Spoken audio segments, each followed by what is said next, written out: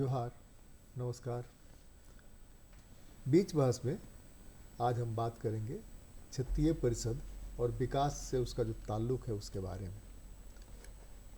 क्षेत्रीय परिषद की बैठक अभी पिछले हफ्ते हुई है। यहाँ पर गृह मंत्री स्वयं आए थे और गृह मंत्री के साथ आपस के पड़ोसी राज्यों के मुख्यमंत्रियों और उनके प्रतिनिधियों के साथ बातचीत हुई। उस बातचीत में बहुत सारी समस्याओं पर बातचीत की गई, उसके निष्कर्ष भी निकाला गया, निर्णय भी लिए गए।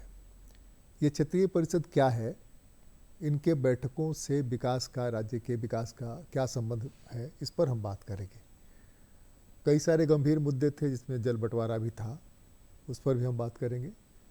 कई सारे विवाद दूसरे स्टेट्स के साथ अलग अलग मसलों पर चल रहे हैं, उस पर भी बात करेंगे। हमारे साथ बात करने के लिए राज्य वित्त आयोग के अध्यक्ष AP सिंह जी हैं, स्वागत है आपका। हमारे साथ डॉक्टर दीपाली डुगडुम जो सह प्राध्यापक हैं समाजशास्त्र में रांची विश्वविद्यालय में, आपका भी स्वागत है।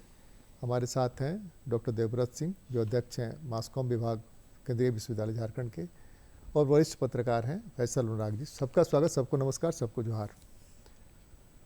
आप ही से आरंभ करते हैं। क्षेत्रीय परिषद जो है, मूल भूमिका क्या है इसकी, और इसके किसी राज्य में, राज्य विशेष में होने से कोई खास असर उस राज्य को पड़ता है क्या? संविधान में एक व्यवस्था है इंटर स्टेट काउंसिल और वाटर डिस्प्यूट रिजोल्यूशन की, वो संविधान के 263 और 262 में उस तरीके के प्रोविज़न हैं। उसके बाद जब सरकारिया कमीशन आया तो 90 से इंटर स्टेट काउंसिल परमानेंट होगी। उसके चेयरपर्सन प्राइम मिनिस्टर होते हैं और सारे स्टेट के CM और 6 कैबिनेट मिनिस्टर्स होते हैं। ये है जोनल काउंसिल जी। तो ये जोनल काउंसिल आई जब 1956 में स्टेट रीऑर्गेनाइजेशन एक्ट हुआ, तो उस पर ये हुआ कि इस तरीके के जो डिस्प्यूट राइज होंगे, क्योंकि उस समय बहुत सारे राज्य बने थे भाषाई आधार पे, तो इसको स्टैट्यूटरी दर्जा दिया गया। स्टेट रीऑर्गेनाइजेशन एक्ट्स जो भी बने तो वो 1956 में, और इसके अध्यक्ष होते हैं माननीय गृह मंत्री, और स्टेट बाय रोटेशन उसके वाइस प्रेसिडेंट होते हैं, वाइस चेयरमैन होते हैं और लोग मेंबर होते हैं। तो जिस स्टेट में इसकी मीटिंग होती है वो स्टेट ही वाइस प्रेसिडेंट होता है। और देश में 5 जोनल काउंसिल हैं, नॉर्थ, साउथ, ईस्ट, वेस्ट और सेंट्रल। और उसके बाद एक नॉर्थ ईस्ट इस जोनल काउंसिल का हिस्सा नहीं है, 8 स्टेट इंक्लूडिंग सिक्किम, तो उनके लिए एक नॉर्थ ईस्ट काउंसिल है जो 1972 में एक्ट ऑफ पार्लियामेंट से कंस्टिट्यूट हुआ है। तो इस तरीके की ये 4 किस्म की कमेटियां हैं जो इस तरीके के इंटर स्टेट इशूज़ को देखते हैं। जो जोनल काउंसिल है ये कोऑपरेटिव फेडरलिज्म, जिसका आजकल ऑनरेबल PM बहुत यूज़ करते हैं, तो उसकी स्पिरिट यही है कि इसके तहत कुछ इंटर स्टेट्स जो जोन के इश्यूज़ हैं उसको एड्रेस किया जाए, और कुछ इशू हैं जो नेशनल इम्पोर्टेंस के हैं, जो सभी राज्य को कवर करते हैं, तो उसको कवर किया जाए। इसमें इश्यूज़ कैसे रेज होते हैं, स्टेट इश्यूज़ को स्पॉन्सर्ड करते हैं, तो जो इशू स्पॉन्सर करेंगे वो उसको टेकअप किया जाता है। इसकी दिल्ली में एक फुल फ्लेज सेक्रेटेरिएट है जो सारी काउंसिल्स को हैंडल करता है, ख़ासतौर से जोनल काउंसिल और इंटर स्टेट काउंसिल को, headed by A secretary rank officer. और उसमें दूसरा है, आजकल मिनिस्ट्री भी क्वेश्चंस अपने इश्यूज़ को फ्लैग करती है। तो भारत सरकार की कई मिनिस्ट्रियां भी हैं जो अपने इश्यूज़ को फ्लैग करते हैं कि इस इशू पे भी डिस्कशन किया जाए, जैसे एडुकेशन है, सोशल वेलफेयर है, इस तरीके की जो wider public health, Ayushman Bharat वगैरह। तो ये इस तरीके के इश्यूज़ वहाँ पे डिस्कस होते हैं। और ये रोटेशनल बेसिस पे वाइस चेयरमैनशिप शिफ्ट होती है। इससे पहले बिहार था, अब की झारखंड है, नेक्स्ट उड़ीसा होगा ईस्टर्न जोनल काउंसिल में। तो ये इस तरीके से इशू चलते रहते हैं और कुछ इशू रिजॉल्व होते हैं, कुछ इश्यूज लंबे समय तक अनरिजॉल्व रहते हैं, क्योंकि उसकी बड़ी लॉन्ग ड्रान प्रोसेस है, क्योंकि आर्बिट्रेशन नहीं है। बेसिकली ये कोई आर्डर कोई पास नहीं कर सकता है, तो कंसेंसस बिल्ड करने की कोशिश की जाती है और बाई उसी प्रोसेस से इशू का रिसोल्यूशन होता है। झारखंड के बनने का मूल आधार जो है वो आधार जल जंगल ज़मीन है। बिहार से बंटवारे के बाद जो जल जंगल ज़मीन के बंटवारे का मामला है वो बहुत पुराना इशू उसका अपना चला आ रहा है। बिहार के साथ भी है, दूसरे उड़ीसा के साथ भी है, और आपको क्या नाम पश्चिम बंगाल के साथ भी है। थोड़ा थोड़ा इलाका जो है उत्तर प्रदेश से सटा हुआ है, तो उस इलाके के साथ भी है। तो उस इश्यूज़ को यहाँ जो रेज किया गया उसमें बाण सागर का आया कि बाण सागर से जल के बंटवारे का क्या है बाण सागर का इशू? मयूराक्षी का मेन इशू, मयूराक्षी का तो इशू था ही। मयूराक्षी का एक मेन इशू था, एक बिहार के साथ इशू था। तो उसमें सोन नदी का था कि सोन नदी हाँ, का उसका पानी तो रिसोल्यूशन हो गया। उसका रिसोल्यूशन हो गया कि इतना पानी उससे इनको मिलेगा, उतना इनको, तो वो दोनों स्टेट सहमत हो गए, तो वो रिजॉल्व हो गया। मयूराक्षी वाला जो इशू था उस पे अभी हुआ कि एक कमेटी बनेगी जिसमें उनके एसीएस वाटर रिसोर्सेज रहेंगे और उनके चीफ इंजीनियर रहेंगे, हमारे चीफ इंजीनियर रहेंगे और कुछ, तो उस तरीके से अभी वो टेक्निकल एक कमेटी है, वो उस पर अभी डेलिब्रेट करेगी, उसके बाद जो परिणाम निकलेगा उस पर निर्णय होगा। नहीं, हमारे पास दो इशू है अभी, वो है ज़मीन का भी है और इंडस्ट्री बंटवारे का भी है। जो इंडस्ट्रीज बिहार के रह गए थे, बिहार के नाम के रह गए थे, उनके जो पैसे मिल रहे हैं, उनके पेंशन के मिल रहे हैं, वो सारा इशूज भी तो रह गया। वो इशू भी डिस्कस हुआ है, लेकिन किसी इशू का रिसोल्यूशन नहीं हुआ। जैसे झारखंड ने एक इशू फ्लैग किया कि बिहार और झारखंड के बीच जब राज्य बंटवारा हुआ तो डिफरेंट चीज़ों के बंटवारे के डिफरेंट मानक रखे गए। ये बड़ा यूनिक रहा। नहीं तो जब राज्य बंटवारे होते थे तो बंटवारा का एक ही यूनिक फार्मूला होता था, चाहे कहीं पॉपुलेशन हो गया, कहीं कुछ हो गया।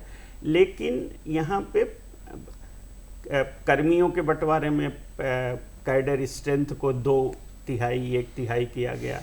फिर किसी चीज़ में कह दिया गया कि पेंशन वाले इशू में थोड़ा डिफरेंट फार्मूला लिया गया। तो इसमें और जो पहले पेंशन स्टेट गवर्नमेंट पे कर रही थी जो था, तो उसमें क्या हुआ कि एजी के रिपोर्ट के आधार पे किया जा रहा था। फिर वित्त विभाग ने बैंकों के साथ बैठ के एक एनालिसिस कराया, पेंशनर की डेटाबेस तैयार हुआ, तो हुआ कि हम लोग जितना पेंशन झारखंड के पेंशनरों को मिल रहा है, झारखंड के पेंशनर उस समय डिफाइन हुए थे 15/11 के पहले जो लोग रिटायर हुए थे और झारखंड में रह के पेंशन ले रहे थे, वो झारखंड के पेंशनधारी थे। और झारखंड से रिटायर नहीं हुए, झारखंड में झारखंड बना ही नहीं था। बिहार से के क्रमी थे जो रिटायर हुए लेकिन झारखंड में रह के पेंशन ले रहे थे, वो झारखंड के खाते में माने गए। और उसके बाद डिवीज़न की डेट से जो कर्मचारी जिस स्टेट के थे उनका पेंशन फाइनल कैडर डिवीज़न के बाद, क्योंकि कैडर डिवीज़न होते होते कुछ 2006-7 तक आ गया था खास तौर से, तो उस आधार पे हुआ। तो हम लोग 4200 कुछ करोड़, 60 करोड़ या कितना करोड़ एक्सेस पे कर दिए हैं बिहार को।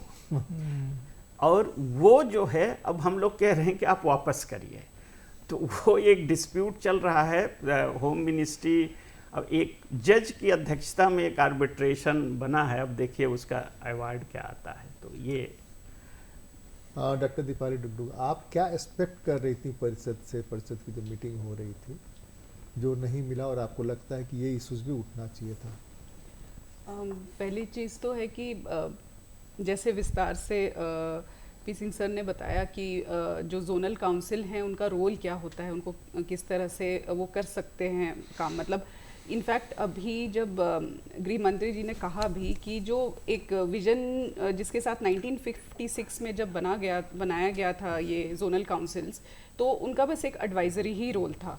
उनको वही माना गया था, लेकिन अब उसके थ्रू बहुत सारे डिस्प्यूट रेजोल्यूशन या बहुत सारे इश्यूज़ को एक तरह से फ्लैग ऑफ करते हुए आगे बढ़ाने की कोशिश की गई। तो इसमें हाँ, जैसे कि वाटर डिस्प्यूट हुआ या बहुत से अन्य मुद्दे, उसमें कुछ जो इम्पोर्टेंट चीज़ें खासकर झारखंड सरकार के द्वारा जो प्रपोजल्स कुछ रखे गए थे उसमें था एक कि क्योंकि मैं इस फील्ड से भी आती हूँ कि रिसर्च से, तो साइंस और टेक्नोलॉजी को किस तरह से बढ़ावा दिया जा सके, उस पे अगर कुछ और बातचीत होती। एक अहम बात जो हुई है कि जो भी विमेन से रिलेटेड या चिल्ड्रन रिलेटेड जो भी कुछ केसेस आते हैं उनको उन पे स्पीडी, उस पे स्पेशल कोड बनाकर उस पे एक्शन लिया जाए। तो इस तरह की जो चीज़ें हुई हैं वो पॉजिटिव आउटकम है। और अगर ये जोनल काउंसिल की बैठक में ये बात आई है तो जाहिर सी बात है कि वो सिर्फ एक स्टेट को नहीं, मिलाकर बाकी स्टेट्स में भी इस बात पे प्रोएक्टिव तरीके से काम हो पाएगा। साथ ही साथ लेकिन कुछ और इश्यूज जो यहाँ पे रह जाते हैं झारखंड के बारे में कह सकते हैं हम कि अभी भी जो विकास के कुछ मुद्दे ऐसे हैं जिन पर हो सकता है और गहरे रूप से बात हो सकती थी, वो अभी परहैप्स नहीं हो पाया। जैसे कि शिक्षा के क्षेत्र की मैं बात करूँगी, उसी से रिलेटेड हूँ कि कुछ जैसे पॉलिसीज़ आए हैं, जैसे नई शिक्षा नीति के अंदर हम लोग अभी सारे कॉलेजेस में जो 4 ईयर अंडर ग्रेजुएट प्रोग्राम लगाते हैं तो वो बहुत नज़दीकी से जुड़ा है टेक्नोलॉजी से। तो अब झारखंड में टेक्नोलॉजी का मुद्दा बहुत बड़ा है।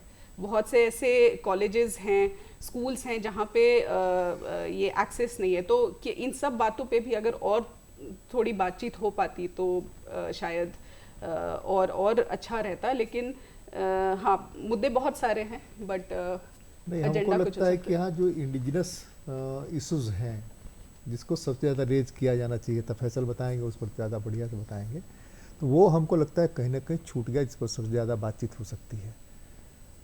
जल जंगल ज़मीन के नाम पर झारखंड बना, आज भी जल जंगल ज़मीन की स्थिति लगभग वही है। 25 साल बाद भी आने वाले दिनों में कोई संभावना नहीं है जल जंगल ज़मीन बचे। जो पानी का बंटवारा है उन सब इश्यूज़ को लेकर के भी, कि मयूराक्षी को लेकर के, मयूराक्षी में मुझे याद है कमिश्नर थी, कमिश्नर ने जाकर जब पूरा दुमका डूब रहा था, 2000 की बात है, तो वो लेकर रिवाल्वर तान दी कि खोलो नहीं तो हम गोली मार देंगे। तब जाके वो खुला, तब जाकर के दुमका बचा, नहीं तो पूरा का पूरा दुमका डूब गया, पूरा दुमका बर्बादी हो गया था उस समय। वो बहुत गंभीर इशू है। हमारा पानी है लेकिन हमको उसमें सिंचाई की सुविधा नहीं है। हमारा पानी स्वर्ण रेखा वाला जो ये है वो सब का सब उड़ीसा चला जाता है। पानी है लेकिन हम ही को पानी नहीं मिला। हमारा पानी है लेकिन उसको अनुभव करके चला जाता है, बिहार चला जाता है। वो बहुत बड़ा गंभीर इशूज़ है। इस तरह के इशूज़ भी है। बालू का भी इशू है, जो मिनरल्स है, मिनरल्स का भी इशूज़ है, उस पर भी हमको लगता है कि बात होना चाहिए था। अब डॉक्टर देवव्रत से बात करें। देवव्रत जी आप बताइए। मैं क्षेत्रीय परिषद को इस तरीके से देखता हूँ कि लोकतंत्र की जो मूल बात है वो है संवाद। संवाद के जरिए हम लोग विवाद और जो असहमति के बिंदु हैं उनको सुलझाते हैं। और ये जो परिषदें हैं जब बनाई गई थी तो उसका भी उद्देश्य यही था कि क्योंकि भारत बड़ा विविध देश है, भौगोलिक तौर पर भी, राजनीतिक तौर पर, सांस्कृतिक तौर पर, तो राज्यों के बीच में संवाद कायम हो और इसके अलावा केंद्र और राज्यों के बीच में भी संवाद कायम हो। अब जिस तरीके से ये बैठक हो रही है, या केंद्र सरकार तो लगातार ये दिखा रही है कि बैठकों की संख्या बहुत बढ़ी है पिछले 10 सालों में, और मुद्दे जो इन बैठकों में डील किए गए हैं और उसके जो परिणाम हैं वो काफ़ी बेहतर हैं पहले की तुलना में। पर मुझे आज भी लगता है कि झारखंड को इससे क्या मिला, यदि हम झारखंड के पर्सपेक्टिव से देखें तो उतना नहीं मिला जितना मिलना चाहिए। मुद्दों पर चर्चा हुई है लेकिन बहुत सारे मुद्दे साल दर साल लटके हुए हैं जो इतने बड़े मुद्दे नहीं थे। मैं ऐसा मानता हूं कि इसको और ज़्यादा कारगर बनाया जाना चाहिए। ये केवल बातचीत का प्लेटफॉर्म नहीं, इससे कुछ आउटकम भी निकलना चाहिए। जैसे सिंह साहब बता रहे थे कि झारखंड बिहार को अलग हुए 25 साल हो गए लेकिन आज भी वो लटक रहे हैं और इस बीच में पता नहीं कितनी बैठकें हो चुकी हैं। मैं अभी देख रहा था कि ये जो होटल अशोका है वो बंद है, एकदम सड़ रहा है, लेकिन उस पर फैसला नहीं हो रहा है। तो ऐसे में ये भी विचार करना चाहिए कि इस तरीके की परिषदों की बैठक का औचित्य किस तरीके से आंका जाए और इसको और ज़्यादा इफेक्टिव, कारगर कैसे बनाया जाए। इस तरह के तो दर्जनों इंडस्ट्रीज़ हैं जिनकी ये स्थिति है। जो आपका क्या नाम है, दीपाटोली वगैरह के आसपास में जितने इंडस्ट्रियल एरिया है, जो कि किसी ज़माने में बिहार को पूरा का पूरा ट्रांसफ़र सप्लाई करते थे, तो वो सारे के सारे बर्बाद हो गए उसी चक्कर में। सब लोग उठा कर ले गए, अब ईंट भी उठा करके लोग ले जा रहे हैं। इश्यूज तो हैं। फैसल जी, देवव्रत जी ने ठीक कहा कि एक लोकतंत्र में संवाद सबसे बढ़िया तरीका होता है किसी भी समस्या के हल तक पहुंचने के लिए। लेकिन ये जो पूर्वी क्षेत्र है, इसकी अपनी एक ख़ास विशेषता है। ख़ासतौर पर उड़ीसा, बंगाल और झारखंड को अगर देखें, और बिहार में भी, तो जो आदिवासी और दलितों के सवाल हैं वो बहुत ही जुदा किस्म के सवाल हैं। वो सवाल हैं कि उनके विकास का जो तरीका है उसमें उनकी ग्राम सभाओं की भागीदारी कितनी सुनिश्चित की जाएगी। इसके लिए 96 में एक पेशा एक्ट बना था पंचायती राज के एक्सटेंशन के लिए। दुर्भाग्य ये है कि झारखंड में तो अभी तक उस पर कोई कार्रवाई हुई नहीं है ढंग से। उसका एक आया है प्रस्ताव जिस पर लोग अभी बहस ही कर रहे हैं। उड़ीसा में उसको थोड़ी बहुत लागू करने की कोशिश एक समय हुई थी, लेकिन उससे भी कोई नतीजा निकला नहीं।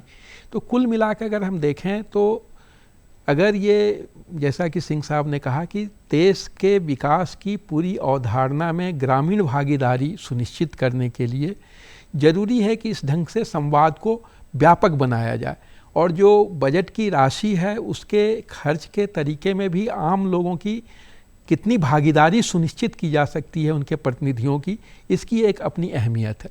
मुझे लगता है कि पूर्वी परिषद की व्यापक भूमिका है इस देश के पूरे विकास की जो रणनीति है और उसकी जो पूरी अवधारणा है उसको और ज़्यादा समृद्ध करने की दिशा में। लेकिन जिस ढंग की राजनीति होती है और जिस ढंग से इस देश में एक लोकतंत्र का माहौल है, उसको और ज़्यादा समृद्ध कैसे बनाया जा सकता है, जब तक इस पर पूरी तरह विचार विमर्श नहीं होगा तब तक ये सारे सवाल भी शायद हल होने की दिशा में आगे नहीं बढ़ेंगे। तो मेरी समझ यह है कि झारखंड, उड़ीसा और पश्चिम बंगाल जैसे इलाके में आदिवासियों की शिक्षा का सवाल, आदिवासियों के स्वास्थ्य का सवाल, उनके विकास में उनकी भागीदारी का सवाल और ग्राम सभाओं के सशक्तिकरण का सवाल बहुत ही महत्वपूर्ण सवाल है। और जो जोनल परिषद है, इसको अगली जब भी बैठक इसकी, जैसा सिंह साहब ने कहा, उड़ीसा में होगी, तो उसमें इस पर ज़्यादा गहराई से विचार करना चाहिए।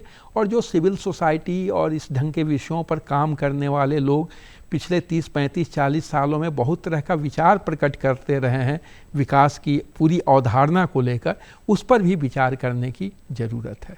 देखिए, दो चीज़ें हैं। एक तो इंटेलेक्चुअल्स की जो थॉट है और सरकार की जो थॉट है। सरकार जब विपक्ष में होती है तब उसके थॉट में इंटेलेक्चुअल की थॉट मिलती है, लेकिन सरकार जब सरकार में होती है तो सरकार हो जाती है। ये मुझे लगता है कि इस पर सोचना चाहिए कि वहाँ ऐसा क्यों नहीं होता है कि यहाँ जो थॉट लेकर के जाते हैं उस पर ही काम किया जाए, वहाँ थॉट बदल कैसे जाता है। दूसरे, ये मेरा व्यक्तिगत रूप से मानना है कि पंचायती राज व्यवस्था और ग्राम सभा, ये दोनों में इतना कंट्राडिक्शंस है कि दोनों को साथ लेके चला ही नहीं जा सकता है। मेरा अपना मानना है। सही बात है आपकी, इससे हम ये भी शुरू सहमत में हैं। कैसे ये फॉल्ट हुआ, जिन लोगों ने नियम कानून बनाया, अब ये प्रशासक रहे हैं, ब्यूरोक्रेट रहे हैं, तो ये बताएंगे। तो वहाँ इतना फॉल्ट है कि इस फॉल्ट में 25 सालों में जितनी भी सरकारें आई गई, उन सरकारों ने ग्राम सभाओं को ज़्यादा से ज़्यादा बीमार करने की कोशिश की, कमज़ोर करने की कोशिश की। अब वो ठप्पा लगाने वाली ग्राम सभा रह गई। इक्का दुक्का को छोड़ दीजिए, जो मॉडल बने हुए हैं, बाकी सब सिर्फ ठप्पा लगाते हैं। पंचायत में जो है वो प्रमुख है, प्रधान को कोई पूछता नहीं है। हर जगह प्रधान है। लोकसभा न विधानसभा अशोक भगत नारा लगाते थे, सबसे बड़ा वो क्या नाम, ग्राम सभा। ग्राम सभा। लेकिन ग्राम सभाओं की क्या स्थिति है सबको पता है। आप थोड़ा इस पर प्रकाश डालिए। देखिए, पंचायत राज इंस्टीट्यूशंस जो हैं वो बिहार में बड़े कमज़ोर थे और वहीं की लिगेसी हमारे पास आई जब ये कॉन्स्टिट्यूशनल अमेंडमेंट हुआ 92 में। उसके बाद बिहार जब तक राज्य बटा तब तक इलेक्शन नहीं हुआ और लास्ट इलेक्शन हुआ था 1980 में। तो मतलब 20 साल तक वहाँ दो ही पंचायती राज व्यवस्था थी, हमको याद है बचपन में दो ही बार नहीं पंचायत सरपंच वाला भी था व्यवस्था, लेकिन 2 ही बार चुनाव हुआ था। मैंने तो मुझे अपने 80 का लास्ट 80 लास्ट था, उसके पहले हमको लगता है कि 67 या 65 में हुआ था। तो 20 साल से वहाँ इलेक्शन नहीं हुआ। जब राज्य बन गया तो हमने पंचायत राज एक्ट तो 2001 में बना लिया, लेकिन हमने भी पहला इलेक्शन 2010 में कराया और 2010 के बाद से 3 इलेक्शन हो चुके हैं। बीच में थोड़ा दिन हमको के लगता है लिए फाइनल संशोधन 2010 में जब मधुकोड़ा की सरकार थी उस समय फाइनल ही निकला है पंचायती राज का वो अमेंडमेंट। नहीं, एक्ट तो 10 में बन गया, लेकिन उसको इलेक्शन नहीं कराने के मतलब जो भी कारण थे, तो ये दर्शाता है कि मतलब हम लोगों का कमिटमेंट पंचायत राज इंस्टीट्यूशन के प्रति क्या है। मतलब सिंपल अगर बहुत एकदम से सरल भाषा में देखा जाए, उसके जो पंचायत राज एक्ट अभी एग्जिस्ट कर रहा है, इसमें कुछ बड़े रिवोल्यूशनरी प्रोविज़न हैं। जैसे जो इलेक्टेड रिप्रेजेंटेटिव हैं, जैसे मुखिया जो डायरेक्टली इलेक्टेड है, उसको रिकॉल करने का प्रोविज़न है। तो ये कितना रिवोल्यूशनरी है, जो और कहीं नहीं, किसी भी डेमोक्रेटिक सेटअप इंडिया में और कहीं पे नहीं है। और at the same time administrative ground पे सरकार मुखिया को डिसमिस भी कर सकती है। तो ये जो दोनों कंट्राडिक्शन हैं, इसको तो बिना रिजॉल्व किए, तो जो फैजल साहब कह रहे थे, तो मुखिया का इंस्टीट्यूशन मतलब तो कभी स्ट्रेंथन नहीं हो पाएगा, वो तो अंडर थंब ही रहेगा। तो ये इस तरीके के रिफॉर्म्स करने की ज़रूरत है। हमारा कमीशन भी इस चीज़ को देखा, इसको पॉइंट आउट किया। अभी हम लोग इंटरिम रिपोर्ट दिए थे, बहुत स्टडी ज़्यादा नहीं किए थे, तो इस पर रिकमेंडेशन नहीं दिए, लेकिन इस फैलेसी को हम लोगों ने भी पॉइंट आउट किया है। जैसे यहाँ पे पंचायत राज इंस्टीट्यूशंस को अपने संसाधनों को कलेक्ट करने के लिए एक्ट में प्रोविज़न है, स्टेट गवर्नमेंट ने रूल्स ही नहीं बनाए हैं। तो ये दूसरा स्टेप है जिससे आप उनको सबड्यूड रखना चाह रहे हैं। थर्ड जो है कि PESA act extension to Panchayat Raj act बन गया, लेकिन पेशा रूल बनाने में अभी हम लोग 29 साल लगा चुके हैं, अभी हम उसके कंक्लूजन पे नहीं पहुंच पाए। तो ये मतलब ये सिंपली जो डाटा है, इससे मतलब कंक्लूजन आप ड्रा कर सकते हैं कि हमारा कमिटमेंट क्या है। हम कंसंट्रेटेड पावर में विश्वास कर रहे हैं या डिसेंट्रलाइज? नहीं, हम ये कह रहे हैं क्षेत्रीय परिषद में रिजॉल्व हो सकता है, कि रिजॉल्व होने की गुंजाइश नहीं है इसमें जब तक कि ये तो स्टेट का सब्जेक्ट है, का विजडम है। इसको अगर बंगाल अच्छा पंचायत राज इंस्टीट्यूशन चला रहा है, जैसा सारे स्टडी में कहा जाता है, तो why can't we learn from that? हम उनसे सीख सकते हैं। तो पड़ोस के राज्य हैं, इसी काउंसिल के अंदर आते हैं। उड़ीसा जैसे उन्होंने भी थोड़ा बहुत इम्प्रूव किया है, मतलब बहुत नहीं, वो भी उनके यहाँ भी अभी पैसा लागू नहीं हो पाया है, लेकिन वो थोड़ा सा उस दिशा में कुछ आगे बढ़े हैं। डिवोल्यूशन वगैरह थोड़ा उन्होंने बढ़ाया है। तो मतलब ये है कि अल्टीमेट तो यही है, सारे लोग यही कहते हैं कि भाई जब आप डिवोल्यूशन आप पावर नहीं करिएगा। उसका बेस्ट एग्जाम्पल था, मैंने जो हम सारे लोग फील किए जो ग्रामीण परिवेश से आते हैं, कि जब जवाहर रोजगार योजना मुखिया जी को दी गई, उससे पहले गांव में मोटरसाइकिल से और इससे भी हम लोग नए नए नौकरी में आए थे। 92 में सहरसा ज़िले में थे, तो शायद ही कोई जगह था जहां पे आप मोटरसाइकिल के अलावा या ट्रैक्टर के अलावा कहीं जा सकते थे ग्रामीण क्षेत्र में। बाढ़ में तो नाव से ही बने, ब्लॉक हेडक्वार्टर में भी वो दुर्दशा हो जाती थी। लेकिन मुखिया जी के आने के पास आप अम्बेसडर कार से मतलब पिछले 20 साल से आप कहीं जा सकते हैं। अब तो स्कॉर्पियो आ गया है। हम कह रहे हैं कि मतलब जो तो इंस्पाइट ऑफ कि मुखिया जी के ऊपर जितना हम लोग आरोप प्रत्यारोप लगाएं, लेकिन वो डिलीवर होता है। तो जब नीचे जाता है तो अकाउंटेबिलिटी थोड़ी ज़्यादा अच्छी होती है। ये तो सेफली कहा जा सकता है, इसके पर्याप्त उदाहरण हैं। नहीं, सेफली कहा तो हम थोड़ा सा उलझ रहे हैं, हम उलझना नहीं चाहते हैं, लेकिन ये थोड़ा सा रिजॉल्व होना ही चाहिए। हम ये कह रहे हैं कि सेफली कहाँ होता है। मुखिया जी भी जो विकास कर रहे हैं, जो प्रखंड विकास कर रहा है तो वही विकास कर रहे हैं। मुखिया जी जो इंडिजिनस थॉट है, जिसके हिसाब से विकास होना चाहिए, उसके हिसाब से पढ़ाई होनी चाहिए, क्षेत्रीय भाषा में पढ़ाई होनी चाहिए। वहाँ जो लोग सड़क के बारे में सोचते हैं, जंगल के बारे में सोचते हैं, जंगल के संसाधनों के बारे में सोचते हैं, आपस यहाँ जो मौजूद संसाधन उसके बारे में सोचते हैं, वो कहाँ पंचायतें सोचती हैं? पंचायतें भी तो सिर्फ वही कंस्ट्रक्शन, सीमेंट बालू और सीमेंट बालू। वो उस सीमा तक आपकी बात सही है, लेकिन जब ये पंचायत राज एक्ट अमेंडमेंट हुआ 73, तो उसमें 29 सब्जेक्ट थे जो पंचायतों को डिवॉल्व करने थे। जो फॉरेस्ट जहाँ सबसे इम्पोर्टेंट है, फॉरेस्ट डिपार्टमेंट ने आज तक कोई फंक्शन पंचायत को डिवॉल्व नहीं किया। तो ये जो दूसरा एक और apathy कंट्राडिक्शन चल रहा है, वो कंट्राडिक्शन चल रहा है एफआरए को लेकर के। फॉरेस्ट राइट एक्ट जो है वो कंट्राडिक्शन इतना ज़्यादा है कि फॉरेस्ट देने के लिए तैयार नहीं है। फॉरेस्ट कह रहा है कि जहां हम बसा रहे हैं, सरंडा का उदाहरण देते हुए, है ना, तो वो एक खतरा है कि कैसे ऐसे नहीं। जैसे ही हमारा पड़ोसी राज्य जो छत्तीसगढ़ है, तो छत्तीसगढ़ में एफआरए पे काफ़ी अच्छा काम हुआ है। माने वहाँ ऐसा नहीं है कि एक ही पार्टी की कोई सरकार रही हो, गवर्नमेंट चेंज भी हुई है, लेकिन एफआरए पे उन लोगों ने काफ़ी अच्छा काम किया है, जो कि हमसे ज़्यादा ही परसेंटेज टर्म में शायद ट्राइबल पॉपुलेशन है वहाँ पे, और उन्होंने अच्छा काम किया है एफआरए के मामले में। तो हम वही क्रॉस लर्निंग हम करके, तो वो इनिशिएटिव तो कहीं पे लेना पड़ेगा कि भाई हम जो अच्छी चीज़ें हैं वो इंडिया में ही लर्न करके पड़ोसी राज्य या दूसरे और राज्यों से करके हम आगे बढ़ सकते हैं। हम लैंड पर फिर आएंगे। लैंड पर इसलिए कि अपने यहाँ सीएनटी है, विल्किंसन रूल है, एसएनटी है, फिर एसपीटी है, फिर ये क्या नाम है, वहाँ पर डाल्टनगंज में एक अलग है, नाम नहीं याद आ रहा। तो इस तरह के रूल्स जो हैं उसको लेकर 5th शेड्यूल है। टेनेंसी रूल तो 2 ही हैं, CNT and SPT. Wilkinson rule भी है, उसके हिसाब से वहाँ गाइड होता है। भाषा में थोड़ा है, लेकिन उसमें अब डाइल्यूट हो गया। हाँ, तो वो हम कह रहे हैं कि ये दोनों जो है उसको लेके जो कंट्राडिक्शंस है, जो पॉलिटिकल लोग हैं वो कहते हैं कि जो यहाँ के लोग हैं उनको अधिकार दे दिया जाए कि ज़मीन कहीं का आदमी कहीं खरीद सकता है, ट्राइब टू ट्राइब कहीं का भी वो शिफ्ट हो सकता है। वो कंट्राडिक्शंस है।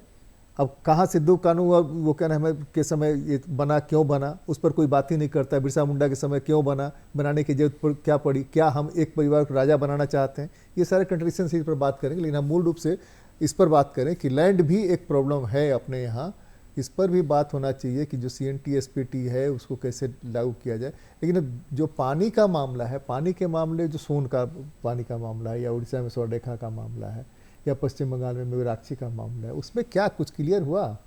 नहीं, अरे ये बिहार वाला रिजॉल्व हुआ है इस मीटिंग में, लेकिन बाकी जो बंगाल के साथ था, अब की 20 एजेंडा कंसीडर किए गए थे।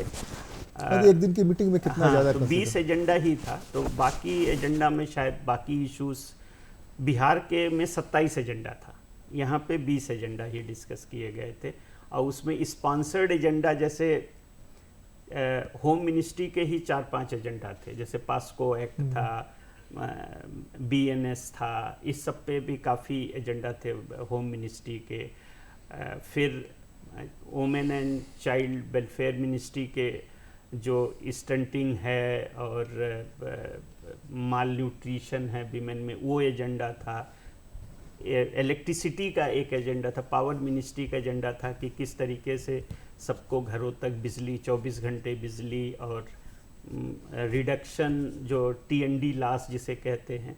तो इस तरीके के काफ़ी दूसरे डाइवर्स एजेंडा भी बहुत ज़्यादा थे। हम इसीलिए यहाँ भी हम भी कर रहे हैं अपनी चर्चा में, हमको भी अधिकार है। मतलब स्टेट फोकस एजेंडा, अगर स्टेट फोकस कहिएगा तो 2 वाटर एजेंडा 2 स्टेट के साथ थे, और तीसरा बिहार के साथ हमारा पेंशन वाला और पब्लिक सेक्टर के डिस्ट्रीब्यूशन। मैंने हम सिर्फ इतना निकाल पाए कि हमारा 4660 करोड़ रुपया जो है उसके यहाँ चला गया, वो एक मिल जाएगा। तो हाँ, लगता है कि शायद पॉजिटिव दिशा में। डॉक्टर दीपाली डुंगडुंग, खास करके आप ये बताइए जल जंगल जमीन के बारे में, यहाँ जो इशूज हुआ उसमें कितना लगता है, कितना प्रभावित है यहाँ जो डिस्कशन हुआ वो? इनफैक्ट परसों मैं एक आर्टिकल पढ़ रही थी और उसी पे रेफ़र करना चाहूँगी। जैसे जल जंगल ज़मीन, जल की बात हुई तो मासांजोर डैम के ऊपर बातचीत हुई, पर उस आर्टिकल में ये स्टडी दिखा रही कि जो डैम तो बन गया वहाँ पे, लेकिन जो वहाँ का लोकल, जो ये बात आपने शुरू में भी कही थी कुछ देर पहले, कि वहाँ का जो लोकल आदिवासी है उसको उससे क्या फ़ायदा हो रहा है, उसको ना अपने लिए सिंचाई के लिए ठीक से पानी मिल रहा है, ना उसके पास, उसकी ज़मीन तो गई ही है। तो ये सारे मुद्दे तो खड़े हैं, लेकिन इन पे जैसे बाकी वक्ताओं ने भी कहा कि इन मुद्दों पे बातचीत हुई नहीं, तो घूम फिर के बात वहीं पे आ जाती है कि ये इतनी इम्पोर्टेंट एक काउंसिल की मीटिंग हुई थी, लेकिन जल जंगल ज़मीन के मुद्दों पे जिस तरह से बात होनी चाहिए, हाँ ज़मीन पे भी बात हुई, जंगल पे भी बात हुई, पानी पे भी बात हुई, पर वो एक टॉप डाउन अप्रोच के साथ हुई है। लेकिन होना चाहिए कि जो लोकल है, यहाँ के जो मेन स्टेक होल्डर्स यहाँ के लोग हैं, उनके पर्सपेक्टिव्स को लेकर जो होनी चाहिए थी वो नहीं हुई। और पेसा कानून के ऊपर तो बात हो ही रहा है। अब ये प्रश्न भी आता है कि ऐसे राज्य भी हैं जो कि, मतलब झारखंड जब बना तो उसके पीछे एक मेन ऑब्जेक्टिव था, क्योंकि यहाँ पे ट्राइबल मेजॉरिटी स्टेट की तरह लिया गया था, लेकिन पेसा कानून यहाँ पे अभी तक अडॉप्ट नहीं हुआ। लेकिन ऐसे और राज्य हैं जहाँ हो गया है, तो इन सब मुद्दों पे बात नहीं हो पाई। तो हाँ, बहुत से होप करती हैं कि अगले में उड़ीसा में जो मीटिंग होगी, उस उड़ीसा मीटिंग में शायद बात भी हो, और खासकर जैसा सिंह सर भी बता रहे थे कि कुछ मैटर जो है स्टेट का भी है, स्टेट को निर्णय लेके एक्शन भी लेना है उस पर। तो हम तो ये कह रहे हैं कि स्टेट के चीफ मिनिस्टर उस बैठक में मौजूद थे, अजय उपाध्यक्ष, वो मौजूद थे, तो वही नहीं अगर बात रखेंगे, वही नहीं उठाएंगे, तो दूसरे से हम क्या एक्सपेक्ट करें। जो इश्यूज हम लोग बात कर रहे हैं उस इश्यूज पर तो उनको सबसे ज़्यादा भोकल होना पड़ेगा ना जी। तो हम लोग वो थ्योरी में जो हम करते हैं कि एक पॉलिटिकल एलीट हो जाता है जो कि कॉमन पीपल से अलग हो जाता है, वो ऐसा खैर जनता ही चुनकर लाती है लीडर्स को भी, लेकिन जो अगर वो पॉलिटिकल एलीट, अगर जनता, कॉमन जनता जो उनको वोट करे, उनके मुद्दे नहीं अगर राइट प्लेटफॉर्म में क्षेत्रीय परिषद में आप तो नहीं जाएंगी, देवव्रत भी नहीं जाएंगे और फैसल पर वही जो है उसके सदस्य, उनको तो जाकर बात हाँ, तो वो पहले से अपना तैयारी करके जाए, जैसे कि सब लोग यहाँ आया तैयारी करके आए कि भाई आपको इस इश्यूज पर बात रखनी है, तो उसका क्या रास्ता, उसका क्या निदान क्या है, कैसे रास्ता निकलेगा कि जो जा करके अपना इश्यूज रखें। अब उसके लिए तो हम लोग को जो लोकल लेवल तक जो हम लोग ब्यूरोक्रेट के इल्जाम दे सकते हैं, उन लोगों ने एजेंडा को ठीक से तैयार नहीं करा। ये एक रास्ता हो सकता है कि हम अपने एस्केप कर जाए, कि ब्यूरोक्रेट अगर चाहते हैं तो उस पर डिस्कशन हो जाए। मैं सिंपल सोल्यूशन में विश्वास करती हूँ। तो मेरा पर्सनली मानना है कि मुद्दे को हमें जड़ तक, हम जितने यहाँ के हमारे जो नागरिक हैं यहाँ पे या झारखंड में रहने वाले लोग, पहले तो उनको एक अवेयरनेस आपको पैदा करनी है कि ये आप कुछ कानून है या ये आपके अधिकार है या इस विषय के बारे में आपको जानकार होना चाहिए। और वो कहाँ से आएगी? वो शिक्षा से आएगी। नहीं, वो तो अवेयर है, प्रॉब्लम तो वो अवेयर है, लेकिन उसकी सुनिएगा तब ना, उसकी सुने कोई तब ना। अवेयर तो है ही, उसको जल जंगल जमीन के बारे में हमसे ज़्यादा पता है। जो इंडिजिनस नॉलेज की बात करते हैं, हम तो किताबी नॉलेज की लेकर के यहाँ बैठे हुए हैं। जो झारखंड में हमारे घूमते रहने का, लोगों से मिलने जुलने का अपना अनुभव है, वो ये है कि हमारे पास कुछ नहीं है, जो है सो उनके पास है, सारा ज्ञान उनके पास है। आज भी वो पानी पर ज़्यादा बेहतर बात कर सकते हैं, करते ही। कोई इंजीनियर जो है, जो पुल बनाता है, सड़क बनाता है, जितना NH बना हुआ है, सारा NH जो है वाटर लॉगिंग करेगा। इतनी जो जोरदार बारिश हो रही है, सड़कें टूटेंगी, गांव बहेंगे उसके साथ, लेकिन उससे बात करिए तो बोले कि ना यहाँ नहीं बना, यहाँ ढलान है ना, यहाँ ऊंचा है ना, ऐसे कर गांव डूब जाएगा। उसके पास ये ज्ञान है बगैर इंजीनियरिंग पढ़े हुए, लेकिन हम उसके ज्ञान को स्वीकारते कहाँ हैं? दिक्कत ये है कि हम स्वीकारते कहाँ हैं? किताब में पढ़ते हैं, किताब में ये भी पढ़ते हैं कि उनसे मिलना चाहिए, बात करना चाहिए, सुनना चाहिए, लेकिन हम सुनते कहाँ हैं? लेकिन जिनको जा करके बोलना, देवव्रत जी जिसको जा करके बोलना है वहाँ पर, वो ना बोलेगा। इसमें एक पार्लियामेंट में, असेंबली में, क्षेत्रीय परिषद जिनको बोलना है वही ना बोलेगा। इसमें मेरा एक सुझाव ये है कि 2 लेवल पर बदलाव किया जा सकता है। एक तो ये कि राज्य सरकारें सुनिश्चित करें कि जब जब काउंसिल की बैठक हो, उससे पहले दरअसल 1 या 2 दिन का एक ब्रेनस्टॉर्मिंग, जिसमें उन मुद्दों से जुड़े हुए जो स्टेक होल्डर्स हैं, सिविक सोसाइटी के लोग हैं या फिर सामाजिक कार्यकर्ता हैं, उनको बुलाकर एक विमर्श आयोजित किया जाना चाहिए और फिर उस एजेंडे को काउंसिल की बैठक में लेके जाया जाए। दूसरा ये हो सकता है, ये हालांकि कानून की बात भी है, कि ये बैठक इतनी संक्षिप्त ना हो, ये 2 दिन की भी हो सकती है और बैठक में भी केवल कुछ नेता प्रतिनिधि ही ना हो, कुछ ब्यूरोक्रेट और नेता ही ना हो, बल्कि दूसरे जो स्टेक होल्डर्स हैं कुछ, उनको भी आमंत्रित किया जाना चाहिए ताकि उनके पक्ष की बात भी सुनी जा सके। तो उससे थोड़ा सा उसका बेस बढ़ेगा, उसका जो दायरा है चर्चा विमर्श का, और मुझे पूरा यकीन है कि उससे आपस में संवाद को विस्तार मिलेगा। ऐसा एक विचार जो है वो जाना चाहिए। हालांकि ये सारा केंद्र से संचालित होता है और पूरा उसका कानून है, पूरा जैसे बताया कि एक ऑफिस है और सेक्रेटरी लेवल के लोग क्षेत्रीय हैं। परिषद की बैठक में शामिल होने के पूर्व स्टेट के जो लोग शामिल होने वाले हैं उनका ब्रेन स्टॉर्मिंग तो हो सकता है, लेकिन वो क्यों मानेगा कि आपके पास ज़्यादा ब्रेन है उसके पास कम ब्रेन है? वो तो ज़्यादा ब्रेन है तब ना वहाँ पर विधायक है, सांसद है और मंत्री है, मुख्यमंत्री है। आपके पास होता तो आप होते, तो आपको क्यों स्वीकारेगा? अगर पहला तो चीज़ ये स्वीकारना, जो अपर हाउस बना था अपने यहाँ, अपर हाउस क्यों बना था? सिर्फ इसीलिए बना था कि जो लोग चुनाव जीत करके नहीं आ सकते हैं उन लोगों के पास भी बुद्धि हो सकती है, तो उस बुद्धि का उपयोग देश के विकास में, राज्य के विकास में किया, इसीलिए अपर हाउस बना। जरूरत ही नहीं थी। तो वो पहले स्वीकारे तब ना कि हमारे बाप दादा जो हैं, नाना जो हैं, उनके पास नॉलेज है, जिस नॉलेज से भी हम सड़कें बना सकते हैं, जिस नॉलेज से भी जो माल न्यूट्रिशन है उसको खत्म कर सकते हैं, स्टंटिंग खत्म कर सकते हैं। बड़े आश्चर्यजनक है, थोड़ा सा डेविएट हो रहे हैं हम लोग, आश्चर्यजनक है कि इस राज्य में सबसे ज़्यादा माल न्यूट्रिशन है, सबसे ज़्यादा एनेमिक लोग हैं, सबसे ज़्यादा स्टंटिंग लोग हैं। क्यों भाई?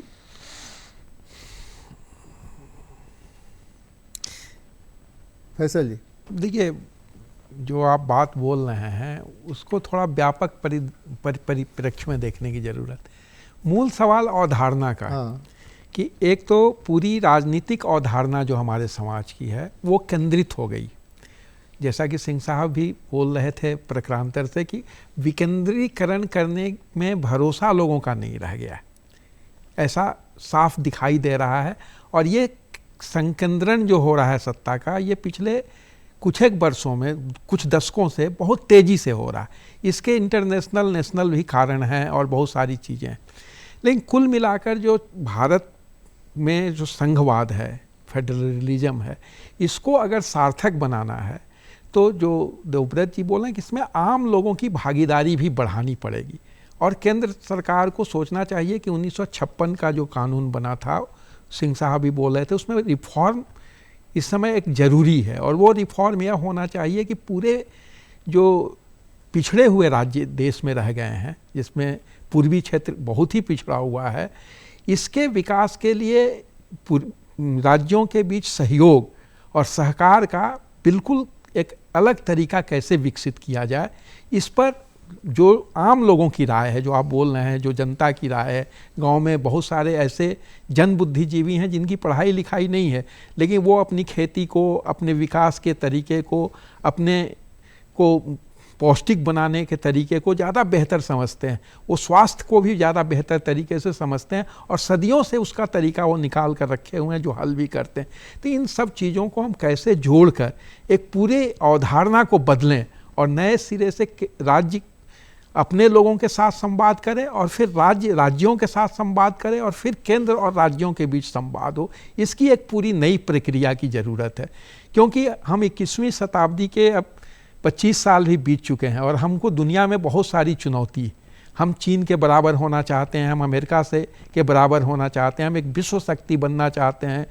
भारत की ओर से बार बार कहा जाता है कि हम ग्लोबल साउथ के नेता बनना चाहते हैं। ये तभी संभव है जब हम अपने गरीब जनों के भीतर से एक सशक्तिकरण, आर्थिक और सामाजिक और राजनीतिक सशक्तिकरण को ज़्यादा आगे बढ़ा पाएंगे और ज़्यादा आर्थिक बराबरी को हम अपने समाज के भीतर ले जा पाएंगे, तभी वो संभव है।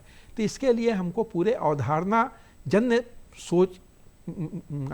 जन्य परिवर्तन की ज़रूरत है सोच के भीतर, और ये केंद्र से शुरू होकर नीचे तक आ सकती है और नीचे से दबाव डालकर केंद्र को भी बाध्य किया जा सकता है। ये दोहरी प्रक्रिया इस देश में चलाने की ज़रूरत है मेरी समझ नहीं, से। हम एक चीज़ कह रहे हैं, जिस समय डीवीसी बना, जिस समय स्वर्ण रेखा का कॉन्सेप्ट आया, जिस समय मयूराक्षी बना, उस समय किसी के दिमाग में नहीं यह बात होगी कि हम उसको बना करके यहाँ की ज़मीन लेकर के, यहाँ के लोगों की ज़मीन लेकर के हम यहाँ के लोगों को बर्बाद करके बंगाल का पानी, बंगाल भी इसी देश में है, उड़ीसा भी इसी देश में है, पानी उनको भी मिलना चाहिए।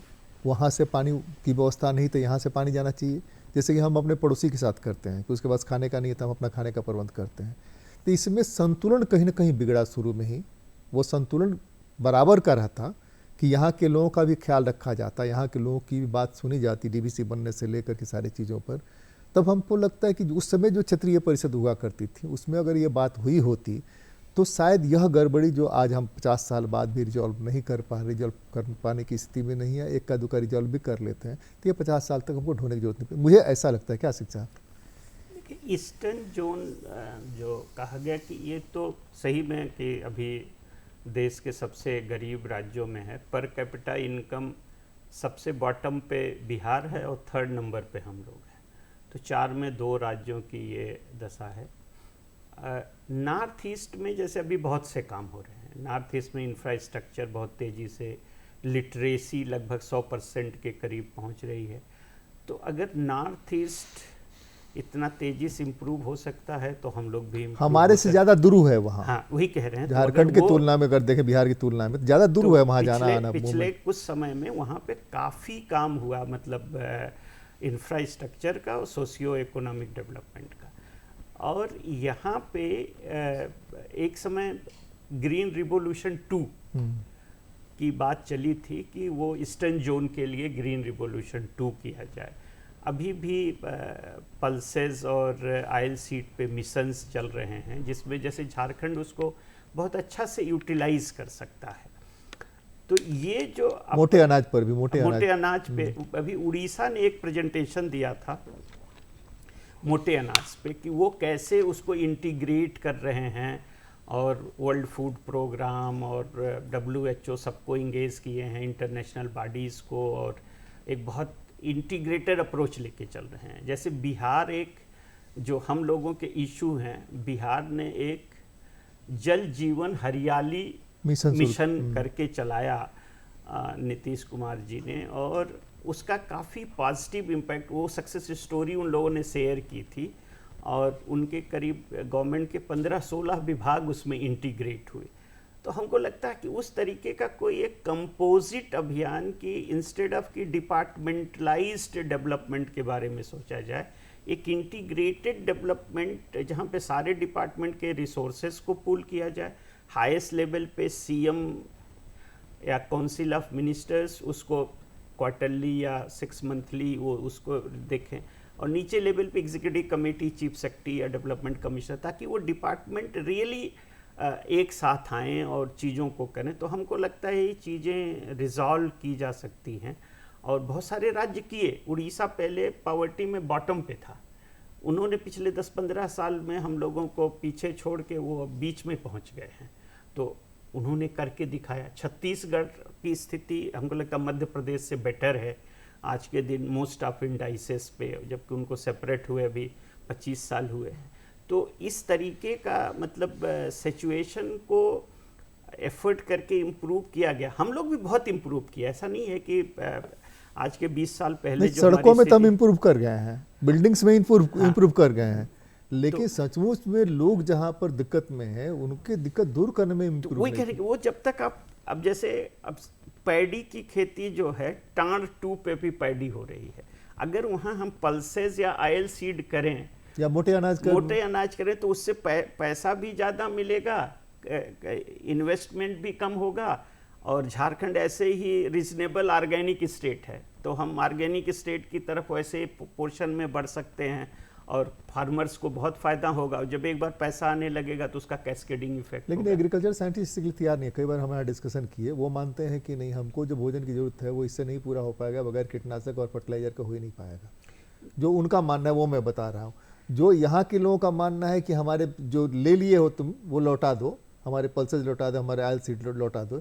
इसीलिए आप देखिएगा कि हमको लगता है कि यहाँ पर्टिकुलर कास्ट जो है, जो आयल सीड से जुड़ा हुआ है, सबसे ज़्यादा बिहार उत्तर प्रदेश की तुलना में।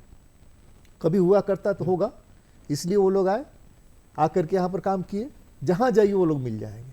लेकिन हाल के दिनों में, मैंने 30-40 सालों में अचानक गायब हो गया।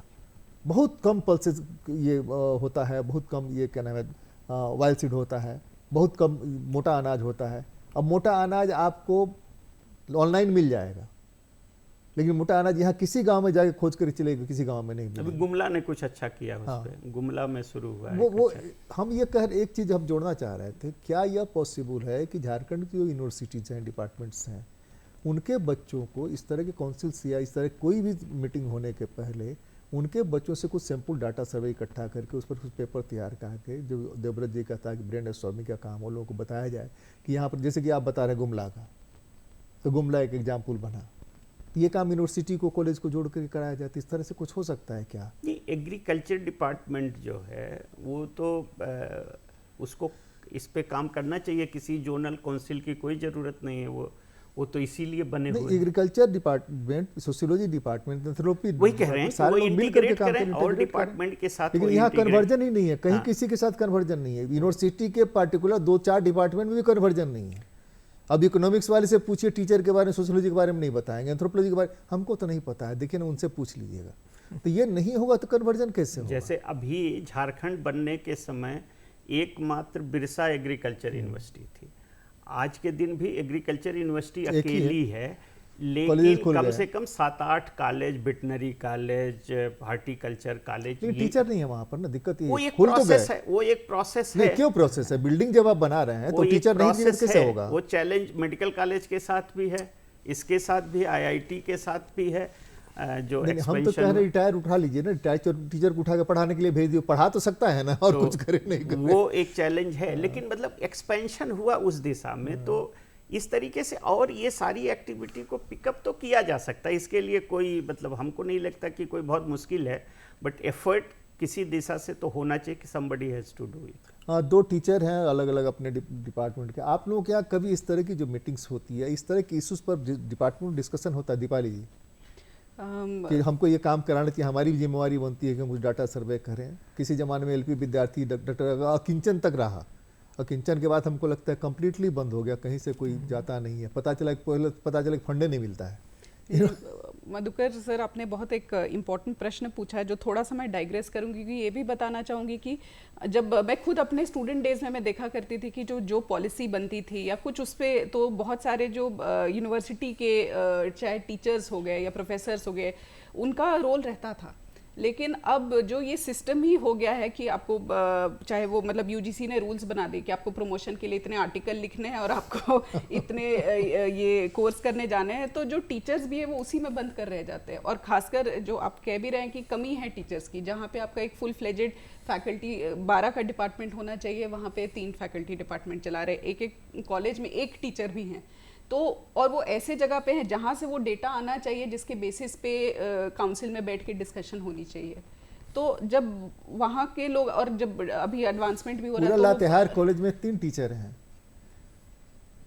चपरासी से लेकर के क्लर्क तक सब कुछ ऐसे भी कॉलेजेस में सिर्फ प्रिंसिपल है वहाँ पे। हाँ, तो दिक्कत ये जो प्रश्न आपका था कि क्या ऐसे डिस्कशंस हुए हैं, मतलब यहाँ मेरे सर्विस टेन्योर में तो अभी तक नहीं हुए हैं, लेकिन हाँ जो शिक्षा से जुड़ी हुई कुछ अगर कुछ बातें होती, बट वो ज़्यादातर आपके मतलब इमीडिएट एक्शन में रिक्वायर्ड है कि आपको कोई परीक्षा होने वाला है, कुछ है, तो इस तरह के मुद्दों पर रहता है।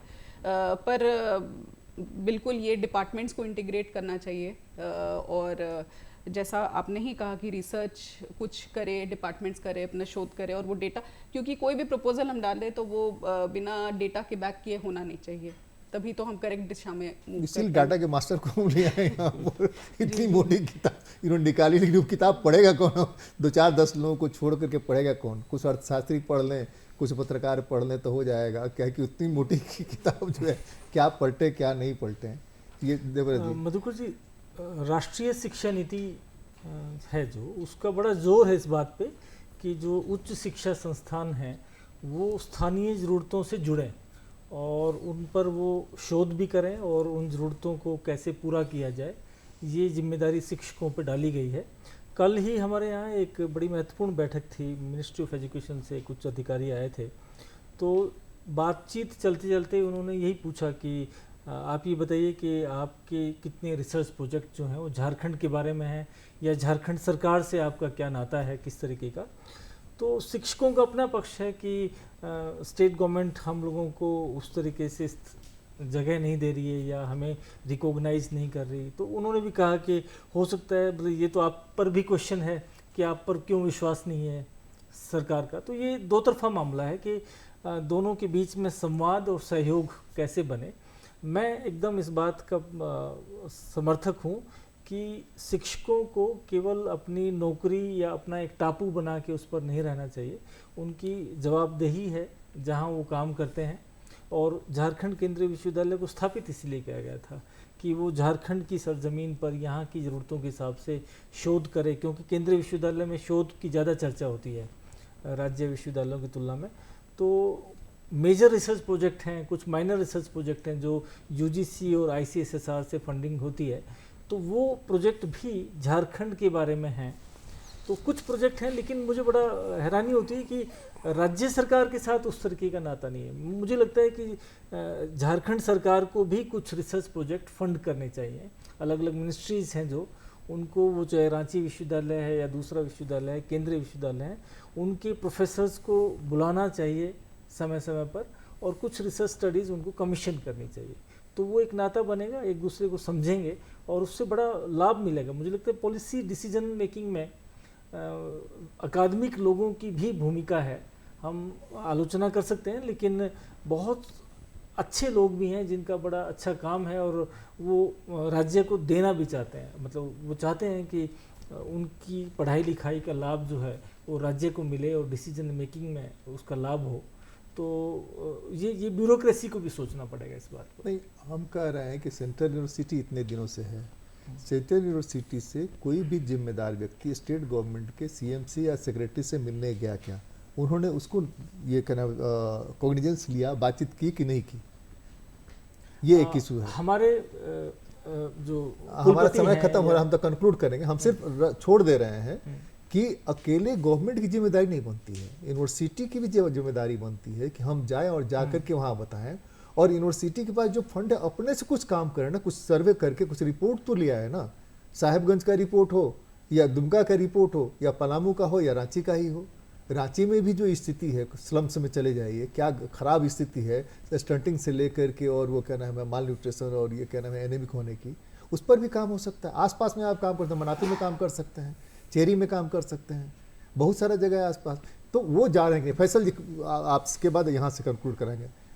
कोई नहीं, मुझे सिर्फ इतना कहना है कि कुल मिलाकर जो अंतर्राज्यीय परिषदें हैं या जो विकास के लिए जो जोनल परिषद बनी हुई हैं, इनको एक नए सिरे से केंद्र को सोचना चाहिए कि जो ज़रूरतें जो बदली हैं, समय जो बदला, इसके अनुकूल उसको कैसे और ज़्यादा डेमोक्रेटाइजेशन किया जाए और इसमें अधिक से अधिक समूहों की भागीदारी, जो विकास में रुचि रखते हैं, जो अपने लोगों को सशक्त बनाना चाहते हैं, उनकी को शामिल किया जाए। हम इनकी तरफ नहीं लौट सकते हैं, आप ही से कंक्लूड करते हैं। क्षेत्रीय परिषद की जिम्मेदारी बनती है, जैसा फैसल जी ने कहा, कि वो ज़्यादा से ज़्यादा लोगों को भागीदार बनाए और यहाँ के लोगों की जो इश्यूज़ हैं उसको रिजॉल्व करने में उनकी भी बुद्धि का प्रयोग करें। बहुत बहुत धन्यवाद आप लोग यहाँ आए। नमस्कार, जोहार। नमस्कार।